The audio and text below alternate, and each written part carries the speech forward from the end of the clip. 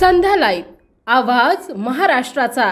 नमस्कार, मी सेजल देशमुख आणि तुम्ही पाहताय संध्या लाईव्ह। विठुरायाच्या नगरीमध्ये छत्रपती शिवाजी महाराज चौकामध्ये एकावर कोयत्याने हल्ला करत जीवे मारण्याचा प्रयत्न केल्याची धक्कादायक घटना समोर आली आहे।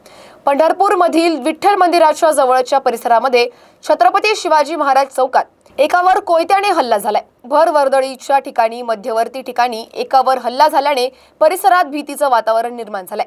वाहतूक पोलीस आल्याने हल्लेखोर फरार झाली असल्याची माहिती आहे। आज गुरुवारी सकाळी छत्रपती शिवाजी महाराज चौकात कोयत्याने वार झाल्याने खळबळ उडाली आहे। वाहतूक पोलीस येताच हल्लेखोर घटनास्थळावरून पळून गेले।